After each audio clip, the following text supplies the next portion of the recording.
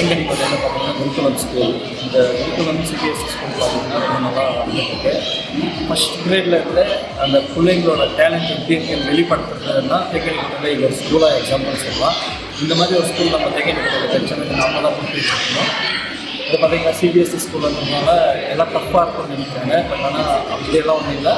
அதெல்லாம் பார்த்திங்கன்னா நம்ம பசங்களோட மைண்ட் செட் என்ன இருக்குது, வந்து படிப்பு அந்த மக்கப் பண்ணுறது அந்த மாதிரி தான் இருந்துச்சு ஸ்கூலாக ஒன்று. இப்போ பார்த்திங்கன்னா இங்கே அவங்க ஃபஸ்ட்டு ஸ்டாண்டர்ட் ஸ்கூல் பசங்களே வந்து அவங்க இதில் திறமையை வெளிப்படுத்துறது தான் இங்கே வந்து நம்ம பார்க்குற மாதிரி இருக்குது. இந்த சயின்ஸ் எக்ஸோ பார்த்திங்கன்னா சின்ன சின்ன பசங்களுக்கு பெரிய 8th 10th வரைக்கும் பார்த்திங்கன்னா அவங்களோட இது வந்து நல்லாவே வந்து வெளிப்படுத்திருக்காங்க.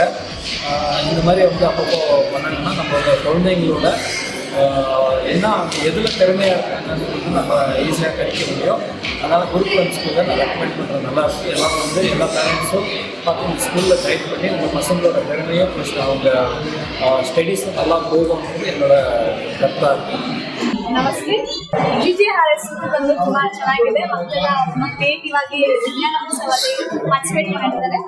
ಸೊ ಎಲ್ಲ ಪೇರೆಂಟ್ಸ್ಗೂ ಕೇಳ್ಕೊಳ್ಳೋದು ಏನಂತ ಹೇಳಿದ್ರೆ ನೆಕ್ಸ್ಟ್ ಏನಾದರೂ ಸ್ಕೂಲ್ ಅಡ್ಮಿಷನ್ ಮಾಡಬೇಕಂದ್ರೆ ನಮ್ಮಲ್ಲಿ ಅಡ್ಮಿಷನ್ ಮಾಡಿ. Thank you.